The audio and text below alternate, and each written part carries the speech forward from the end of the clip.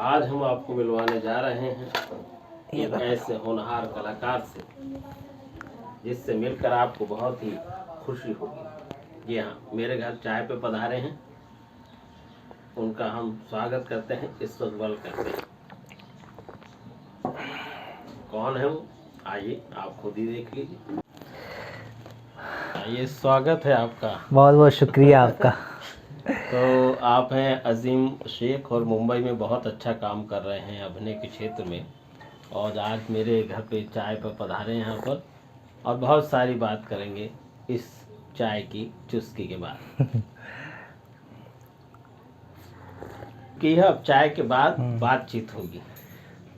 तो अजीम, आपका स्वागत है। ये बताइए, आपने जो मुंबई का सफ़र जो शुरू किया जी, झांसी से मुंबई तक का सफ़र, तो आपको जो अभिनय की जो प्रेरणा मिली वो कैसे मिली?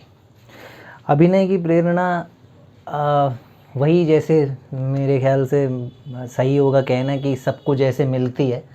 जैसे बचपन में हम बहुत कुछ देखते हैं, कई एक्टर्स को देखते हैं एक्टिंग करते हुए, तो कहीं ना कहीं वहीं से मिलती है प्रेरणा, और फिर ऐसा लगता है कि उनके जैसा कुछ किया जाए, उनसे कुछ मिलता जुलता कुछ हम भी करें, तो बस वही प्रेरणा वहीं से मिली है। मतलब आपके जो पसंदीदा अभिनेता थे या जो आपने जो पहली फिल्म देखी वो कौन सी थी? पहली फिल्म जो मुझे याद है, पहली फिल्म तो देखी थी मैंने प्यार किया। तब इतनी समझ थी नहीं फिल्मों की, लेकिन देखी थी क्योंकि ज़्यादा हो हल्ला उसी फिल्म का था। फिर धीरे धीरे धीरे और भी चीज़ें देखते गए, तो अलग अलग परफॉर्मेंस से मतलब थोड़ा प्रभावित होता रहा मैं। अलग अलग जो परफॉर्मेंस देखी तो ऐसा लगा कि हाँ यार, कुछ ऐसी चीज़ है जिसे इसे करना चाहिए। नहीं, अलग अलग मतलब कैसे? जैसे मैंने प्यार किया आपने देखी, फिर उसके बाद कौन सी देखी? उसके मतलब बाद अलग अलग अभिनेता रहे होंगे उसमें। अलग अलग अभिनेता रहे, और उनकी अलग अलग तरह की परफॉर्मेंस। जैसे नेगेटिव याद है कि बाजीगर बाजीगर देखी थी, तो नेगेटिव देखी।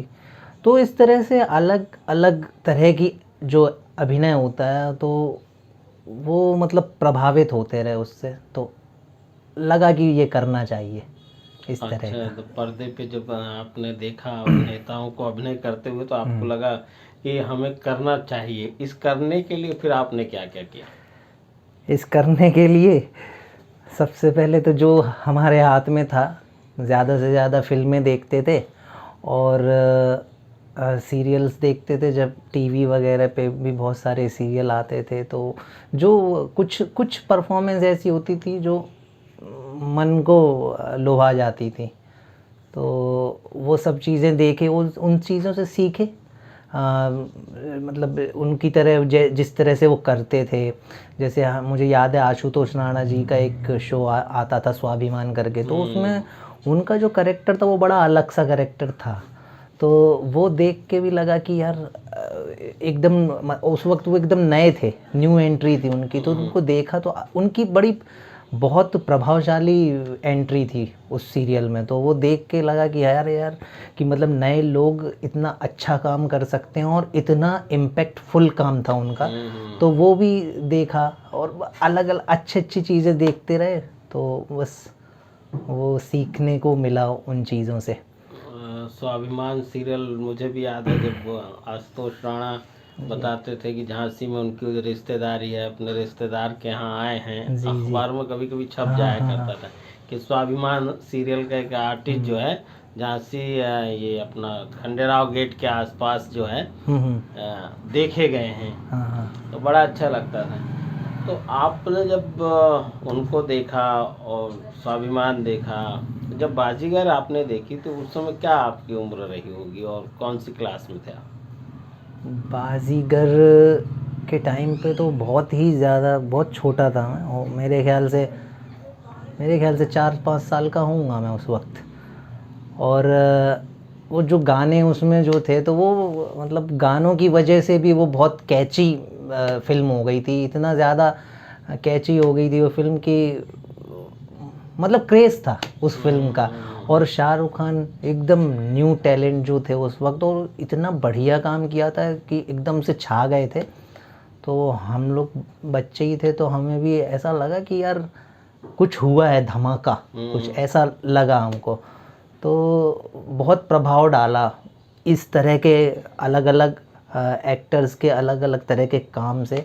तो मन में कहीं ना कहीं वो चीज़ हो रही थी कि यार ये चीज़ ऐसी है कि मज़ा आएगा इसको करने में।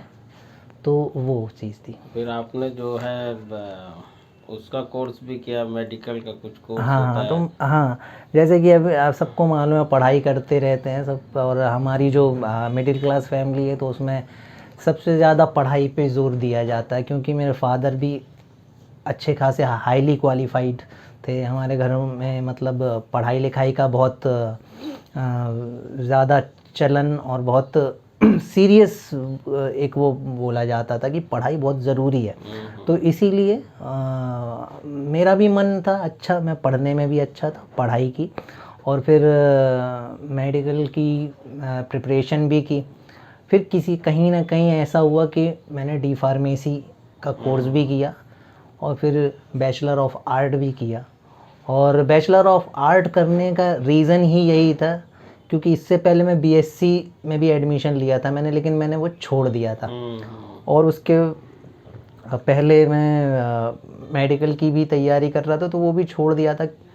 और आर्ट में जाने का यही था एक रीज़न कि मुझे आर्टिस्ट बनना था। कहीं ना कहीं दिमाग में ये रहता था कि बैचलर ऑफ आर्ट यानी आर्टिस्ट के लाइन में कुछ करने के लिए, कुछ सीखने के लिए मिलेगा। तो इसीलिए बैचलर ऑफ आर्ट भी किया। और फिर एक वोकेशनल कोर्स करना ज़रूरी होता है, कुछ मतलब जीवकोपार्जन करने के लिए, तो मैंने डी फार्मेसी किया इसीलिए। अच्छा, फिर आप कुछ दिन के लिए गायत्री परिवार का जो देव संस्कृति विश्वविद्यालय है उसकी वर्कशॉप में भी गए थे? इसीलिए क्योंकि मैं चाहता था कि जैसे मैंने जो रिसर्च की, पता लगाया कि भाई अगर एक्टिंग में हमें कुछ करना है, कोई करियर बनाना है तो कैसे बनाया जाए। तो उस वक्त बस यही मालूम था मुझे। मुझे याद है बहुत अच्छी तरह कि उस वक्त इंटरनेट और किसी से पूछ तो सकते नहीं थे और किसी को मालूम भी नहीं होता था। तो मैंने इंटरनेट के माध्यम से मुझे पता चला कि बीएनए एक संस्थान है यूपी में, लखनऊ में। तो वहाँ पर एक कोर्स होता है जिसमें आप एक्टिंग से रिलेटेड कोर्स कर सकते हैं, कुछ कर सकते हैं। तो उसकी वेबसाइट में गया मैं, वहाँ पे मुझे उसके जो एलमनी होते हैं तो उनके बारे में पता चला। बहुत सारे लोग थे उसमें। तो एक पूरी एक पीडीएफ करके एक फ़ाइल निकलती है उसमें, जो पुराने जो लोग पास कर चुके हैं तो उनके पते, एड्रेस वगैरह, और प्लस जितने भी उत्तर प्रदेश में जितने भी रजिस्टर्ड संस्थान हैं या एनजीओज़ हैं एक्टिंग से रिलेटेड, तो उनके एड्रेस होते थे उसमें। तो मुझे लगा जब तक मैं झांसी में हूँ तब तक इन लोगों से कांटेक्ट करके शायद कुछ करने को मिले मुझे एक्टिंग से रिलेटेड। तो मैंने क्या, वो पूरा प्रिंट आउट निकाल लिया, कम से कम 5-6 पन्नों का प्रिंट आउट था। उसमें बहुत सारे थे पूरे उत्तर प्रदेश के। तो मैंने उसमें सिर्फ झांसी के चिन्हित किए और उसी एड्रेस को ढूंढ रहा था मैं एक दिन। तो ढूंढते ढूंढते मैं सीपरी बाज़ार था, बाइक से घूम रहा था, तो मुझे देवराज चतुर्वेदी जी का एक अक्स नाट्य संस्थान का एड्रेस था उसमें। तो वो मुझे एड्रेस मिल नहीं रहा था। मैं बड़ा मतलब घूमते घूमते मिल ही नहीं रहा था। तो सीपरी बाज़ार में ही अजय साहू जी की एक शॉप है। तो पता नहीं इत्तेफाक से मैंने उनसे पूछा कि कोई अक्स नाट्य संस्थान है क्या यहाँ आसपास। तो उन्होंने कहा अक्स नाट्य संस्थान आपको किसने भेजा है। मैंने कहा किसी ने भेजा नहीं है, मैं तो ऐसे ही पता लगाया है मैंने कि कुछ एक्टिंग वगैरह की कुछ ट्रेनिंग या कुछ काम वाम करते हैं वो लोग। तो उन्होंने कहा कि नहीं यहाँ तो नहीं है, एड्रेस चेंज हो गया, शायद शहर में है उनका अब। तो मुझे लगा यार अब क्या करेंगे, उधर का कुछ एड्रेस। तो उन्होंने मुझे बताया कि आप वहाँ ना जाके, आप ज़्यादा अच्छा रहेगा कि एक आरिफ शेडोली करके है उनके पास जाओ।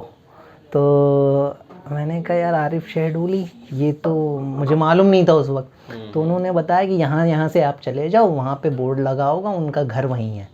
तो मैं फिर पूछते पूछते उन्होंने मुझे बताया, मैं यहाँ आया।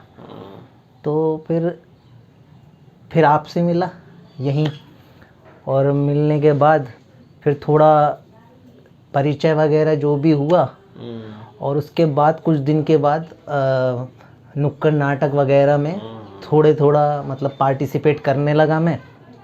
तो इस तरह से झांसी में कुछ थोड़ा बहुत काम किया, और फिर आपके साथ भी रह के थोड़ा बहुत काम यहाँ पे किया जब तक रहा। और यहाँ रहने की मजबूरी यही थी कि स्टडी जब तक कर रहा था, तो ये सोच के मैंने सोचा कि स्टडी के साथ साथ नुक्कड़ नाटक और प्ले वगैरह, थिएटर, जो भी थोड़ा बहुत भी थिएटर जो होता वो किया जा सके।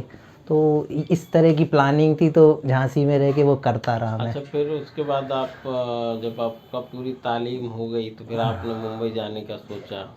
हाँ। तो वहाँ रोशन तनेजा जो इंस्टीट्यूट है उसके बारे में किससे पता चला? रोशन तनेजा इंस्टीट्यूट के बारे में तो जैसे कि मैं रिसर्च करता रहता था, उसी से मुझे पता चला। और सिर्फ उनके ही बारे में नहीं पता चला, मैंने पूरी इंडस्ट्री के लिए तैयारी कर रहा था, मैं ढूंढ रहा था, सर्च कर रहा था। तो मेरे कुछ रिश्तेदार थे मुंबई में, तो उनसे भी मुझे पता चला। लेकिन मैं खुल के बोल नहीं सकता था कि मैं इस फील्ड में जाना चाहता हूँ। मैं मतलब अपने घर में कह सकता था, लेकिन किसी रिश्तेदार को मैं नहीं बता सकता, क्योंकि ये अलग तरह का प्रोफेशन है। तो हो सकता है वो डाइजेस्ट ना कर पाए, और इस वजह से मैं थोड़ा छुपा के रखा मैंने ये चीज़। तो ऐसे ऐसे पता किया मैंने, गया। फिर मैं जनवरी में मैं गया 2009 में। मैं जाके मैंने सोचा कि अब जाके पता किया जाए क्या है।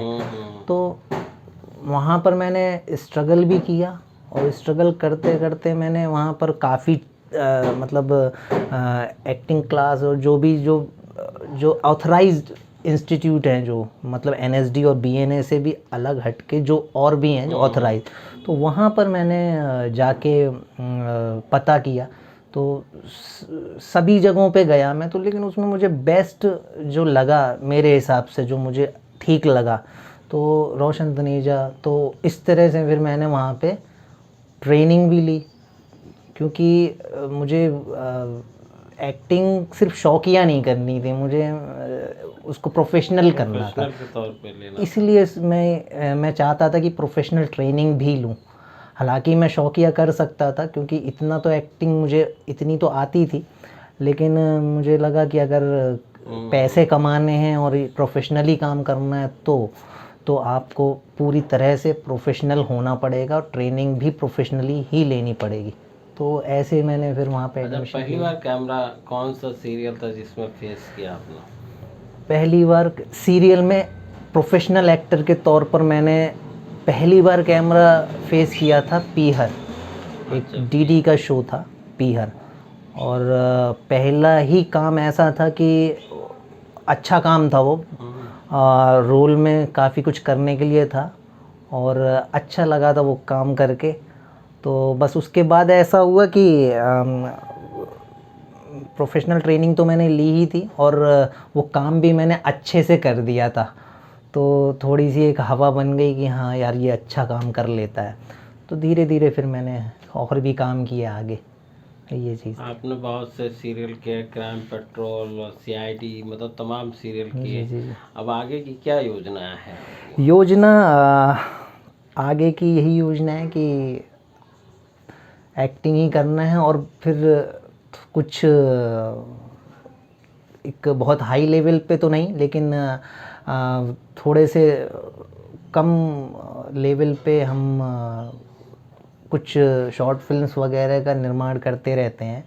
मुंबई में हमारा ग्रुप भी है, तो उसके थ्रू हम काफ़ी शॉर्ट फिल्म्स बनाई है हमने, और कुछ फिल्मों में मैंने एज अ लीड भी किया है, और कुछ में नए नए लोगों को भी लिया है शॉर्ट फिल्म्स में। तो इस तरह से धीरे धीरे एक मतलब प्रोग्रेस करनी है इस फील्ड में। एज ए प्रोड्यूसर भी करना है काम, और एक्टिंग तो है ही, एज एन एक्टर तो पहला काम वही है, ये तो सेकेंडरी चीज़ है। तो वो है। और ये भी इसलिए करना पड़ा क्योंकि ज़्यादा काम, अगर कुछ और काम कर रहे हैं और खाली अगर वक्त है तो हम अपने हिसाब से क्या क्रिएटिविटी कर सकते हैं, तो इसीलिए ये काम भी शुरू किया था कि हम अपने हिसाब से भी कुछ बना नहीं, सकें। बिल्कुल। अच्छा, नए जो आ रहे हैं इस लाइन में आना चाहते हैं उनके लिए क्या कहना चाहेंगे? नए लोगों के लिए तो अभी क्या है कि काफ़ी लोग आना चाहते हैं, और उनके लिए यही कहना चाहूँगा कि पूरा मन बना के आना ज़रूरी है। सिर्फ शौकिया के तौर पर, मतलब अगर आप सोचें कि चलो सिर्फ ट्राई करना है, तो अब ट्राई करने के मकसद से फिर आप, अगर काम अच्छे से करना है तो आप पूरी तरह से आओ, और ये मत सोचो कि हो गया तो हो गया, नहीं हो गया तो नहीं होगा, क्योंकि अगर ऐसा सोचोगे तो फिर वैसा ही होगा जैसा आप सोचोगे। तो आपको पूरे मन लगा के आना पड़ेगा और झोंक देना पड़ेगा। तो सबसे पहले माइंड मेकअप ये ज़रूरी है। सबसे पहले आदमी को माइंड मेकअप करना चाहिए, क्योंकि मनोरंजन एक व्यवसाय है, और जब आप इस व्यवसाय में आते हैं तो व्यवसायिकता के जो भी तकाजे होते हैं उसको आपको पूरा करना पड़ता है। तो जब आप आए तो मन बना के आइए। धन्यवाद आपका जो आप आए चाय पर, बहुत बहुत शुक्रिया। बहुत बहुत शुक्रिया। नमस्कार।